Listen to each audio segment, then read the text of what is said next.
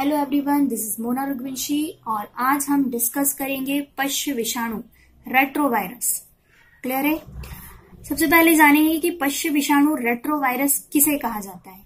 देखिए, पश्य विषाणु रेट्रोवायरस एक ऐसा वायरस जिसमें प्रतिवर्ती ट्रांसक्रिप्टेस एंजाइम पाया जाता है ना। और इस एंजाइम की क्वालिटी होती है कि आरएनए को डीएनए में और डीएनए को आरएनए में परिवर्तित करता है।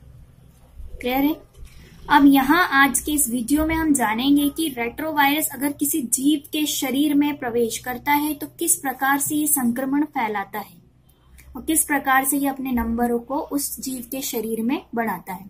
क्योंकि एचआईवी भी एक रेट्रोवायरस है, तो किस प्रकार से ये अपने नंबरों को बढ़ाते हैं और संख्या को बढ़ाते हैं।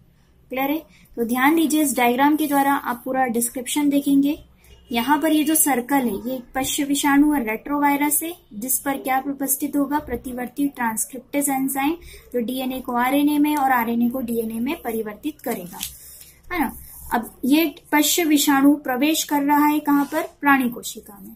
प्राणी कोशिका को हमने दिखाया है इस बॉक्स के द्वारा। यहाँ पर ये जो आयताकार बॉक्स दिख रहा है ये प्रदर्शित करता है प्राणी कोशिका, और प्राणी कोशिका के सबसे बाहरी वाली झिल्ली जो होती है वो होती है प्लाज्मा झिल्ली। कोशिका के अंदर, प्राणी कोशिका के अंदर जो द्रव्य पाया जाता है उसे कोशिका द्रव। तो ये जो आयताकार बॉक्स है ये बता रहा है प्राणी कोशिका, प्लाज्मा झिल्ली, कोशिका द्रव। अब किस प्रकार से रेट्रोवायरस इस कोशिका को संक्रमित करता है ये हम जानेंगे। ध्यान देंगे। देखिए, यहाँ पर ये पश्य विषाणु है और ये पश्य विषाणु प्रवेश कर रहा है किसमें? प्राणी कोशिका में। जब भी कोई विषाणु संक्रमण होता है तो पूरा का पूरा विषाणु कभी भी प्राणी कोशिका में प्रवेश नहीं करता है। इस विषाणु कोशिका का जो अनुवांशिक पदार्थ होगा वही इस प्राणी कोशिका में प्रवेश करेगा। तो ध्यान दीजिए, यहाँ पर ये सर्कल बाहर ही रह जाएगा, इसका जो आवरण है ये बाहर रह जाएगा और इसके अंदर जो अनुवांशिक पदार्थ है एक सूत्री आरएनए वो इस प्राणी कोशिका में प्रवेश कर जाएगा। क्लियर है? अब ये जो विषाणुवीय आरएनए है ये परिवर्तित हो जाएगा विषाणुवीय डीएनए में। किसके द्वारा? प्रति ट्रांसक्रिप्टेस एंजाइम, एक ऐसा एंजाइम जो आरएनए को किसमें परिवर्तित करता है? डीएनए में। और ये अब डीएनए, जो विषाणु वाला डीएनए है ये प्रवेश करता है केंद्रक डीएनए में। ये जो केंद्रक है ये प्राणी कोशिका का केंद्रक है जिसमें क्या उपस्थित है? डीएनए। एक डीएनए कौन सा है? विषाणु वाला। एक डीएनए कौन सा है? प्राणी कोशिका वाला। ये दो डीएनए आपस में मिल जाएंगे, है ना। ये जो विषाणु का डीएनए होता है, विषाणु कोशिका होती है, ये जो विषाणु का जो डीएनए है यहाँ पर इसमें कुछ स्पेशल प्रोटीन होते हैं और ये प्रोटीन क्या करते हैं? इस डीएनए को कट कर देते हैं और ये डीएनए आपस में जुड़ जाते हैं, जिससे ये जो प्राणी कोशिका का अनुवांशिक पदार्थ है ये पूरी तरीके से खराब हो जाता है। इसका अनुवांशिक पदार्थ, इसकी संरचना परिवर्तित हो जाती है और ये संक्रमित हो जाता है। तो अब ध्यान देना, संक्रमित कोशिका, ये कोशिका कैसी हो गई है? पूरी संक्रमित हो गई है और फिर से जो एंजाइम है अपना काम करेगा, ये जो डीएनए इसको परिवर्तित कर देगा आरएनए में।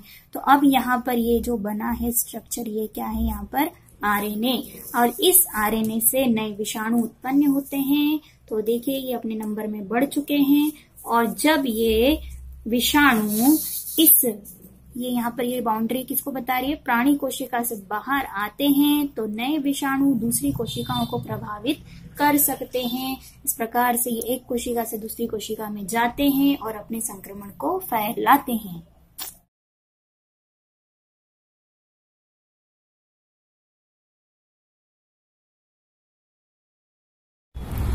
लक्षण देखिए बच्चों, अगर किसी व्यक्ति को एचआईवी वायरस का संक्रमण होता है तो शुरुआती 2-3 सालों तक तो उस व्यक्ति को पता ही नहीं चलता है कि उसको एचआईवी संक्रमण हुआ है, क्योंकि ये वायरस चुपचाप व्यक्ति के शरीर में बैठा रहता है। लेकिन जैसे जैसे टाइम बीतता है ये अपनी संख्या को उस व्यक्ति के शरीर में बढ़ाते जाता है और फिर एक साथ बहुत सारे लक्षण दिखाई देते हैं, क्योंकि इस बीमारी में व्यक्ति का प्रतिरक्षा तंत्र कमजोर हो जाता है। अब प्रतिरक्षा तंत्र कमजोर होगा है ना। तो इसमें तो फिर बहुत सारी बीमारी आ जाएंगी, तो इसके बहुत सारे लक्षण होते हैं। कुछ गिने चुने लक्षण हम यहाँ पढ़ लेते हैं जो ज्यादातर उन बंदों में, HIV पॉजिटिव बंदों में देखे जाते हैं। पहला है बार बार बुखार आना, है ना। ये मतलब वो व्यक्ति को ज्यादातर बुखार ही रहता है, बहुत कम वो सामान्य होता है, नहीं तो उसको हर दूसरे तीसरे दिन बुखार आता है। दस्त आना, वजन में एकदम बहुत जल्दी से बहुत सारा वजन घट जाता है। भारहीनता, वही वजन घटना। कमजोरी, है ना, आपका प्रतिरक्षा तंत्र कमजोर होगा तो शरीर में चक्कर आना और कमजोर मतलब अपने आप में काम करने की जो क्षमता है वो कम हो जाना, इस तरह से। और इसी के साथ सबसे इम्पोर्टेंट चीज, सहायक टी लसीकाणुओं की संख्या में गिरावट हो जाती है। ये जो शब्द बोला मैंने टी लसीकाणु, है ना, ये क्या करती है, शरीर के प्रतिरक्षा तंत्र को मजबूत बनाती है। टी लसीकाणु शरीर के प्रतिरक्षा तंत्र को मजबूत बनाती हैं। ये कुछ इस प्रकार के प्रोटीन को बनाती हैं जो शरीर की रक्षा रोगजनकों से करती है। लेकिन अगर इनकी संख्या में गिरावट हो गई तो व्यक्ति विभिन्न परजीवियों के संक्रमण का शिकार हो जाता है। परजीवी मतलब विषाणु, जीवाणु, कवक, कोई भी परजीवी इसके व्यक्ति के शरीर पर क्या कर सकता है, आक्रमण कर सकता है, उनका संक्रमण हो सकता है। तो बहुत खतरनाक बीमारी है। अगर किसी व्यक्ति का प्रतिरक्षा तंत्र कमजोर हो जाता है या नष्ट हो जाता है तो वो व्यक्ति, क्योंकि आपके आसपास इतने ज्यादा करोड़ों लाखों बैक्टीरिया वायरस घूमते रहते हैं जो कि प्रतिरक्षा तंत्र स्ट्रांग होने की वजह से आपके शरीर में प्रवेश नहीं कर पाते। और अगर प्रतिरक्षा तंत्र ही कमजोर हो जाता है तो फिर बहुत सारी बीमारियां एक साथ हो सकती है। देखिए अब हम बात करेंगे परीक्षण, डायग्नोसिस, कि भैया किसी व्यक्ति को HIV है भी या नहीं, तो फिर कौन से टेस्ट करता है डॉक्टर। तो पहला है, HIV की पहचान एलाइजा द्वारा की जाती है। ELISA means enzyme linked immunosorbent acid. ये जो टेक्निक होती है, टेस्ट होता है, इसमें जो भी व्यक्ति होता है उसके बॉडी से ब्लड लिया जाता है, रक्त लिया जाता है और उसकी स्क्रीनिंग की जाती है। स्क्रीनिंग मतलब उसका रक्त परीक्षण, बोले रक्त का परीक्षण किया जाता है ना। और उस रक्त परीक्षण में रक्त में क्या बनते हैं, प्रतिरक्षी बनते हैं। तो इन प्रतिरक्षियों का एक नंबर रक्त में रहता है फिक्स्ड, है ना, मतलब एक लेवल से कम अगर हो जाते हैं प्रतिरक्षी तो मतलब उस प्रतिरक्षा तंत्र क्या होता है, कमजोर हो जाता है। तो अगर प्रतिरक्षियों की संख्या कम हो जाती है तो जिससे पता चल जाता है कहीं ना कहीं कि कोई वायरस है जिसके कारण व्यक्ति का प्रतिरक्षा तंत्र क्या हो रहा है, कमजोर हो रहा है। तो ये यहाँ पर इस टेस्ट को एलाइजा कहा जाता है। फिर दूसरा होता है PCR, जिसका फुल फॉर्म होता है पॉलीमरेज श्रृंखला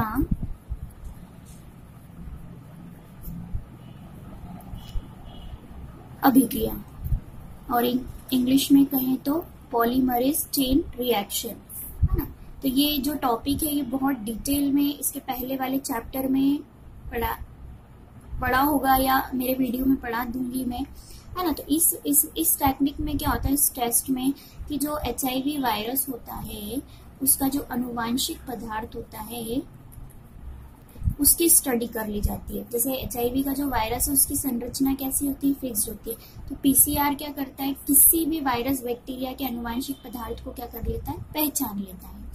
तो दो टेक्निक्स हैं डायग्नोसिस की, एक है एलाइजा और एक है PCR। देखिए अब हम बात करेंगे रोकथाम की। तो ऐसे तो ये बहुत ही एक लाइलाज बीमारी है जिसको ठीक नहीं किया जा सकता लेकिन कई ऐसे संगठन हैं जो एड्स के बारे में लोगों को शिक्षित तथा जागरूक कर रहे हैं, जैसे NACO, WHO, World Health Organization, आपने सुना होगा, है ना। NGO, कई ऐसे प्राइवेट, गवर्नमेंट, नेशनल और इंटरनेशनल पर ये सारे संगठन काम करते हैं। राष्ट्रीय एड्स नियंत्रण संगठन, इन सभी को एक नाम दिया गया है। ये संगठन लोगों में जागरूकता फैला रहे हैं और इसके अलावा कई सारे से कार्य कर रहे हैं जो कि लोगों में जागरूकता लाए।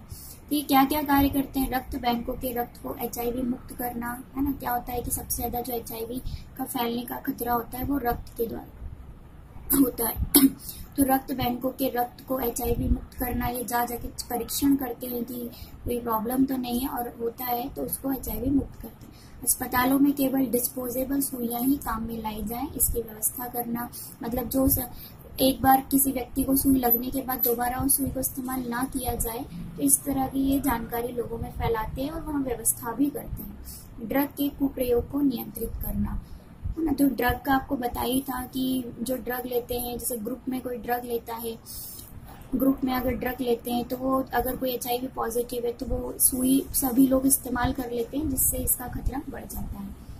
चलिए इसके बाद हम पढ़ेंगे उपचार। देखिए इसका अभी तक कोई उपचार नहीं है ना। अगर वर्तमान में बात की जाए तो एंटी रेट्रोवायरल थेरेपी आज की तारीख में यूज किया जा रहा है, इसका उपयोग किया जा रहा है, यह सबसे अच्छा उपाय माना जाता है।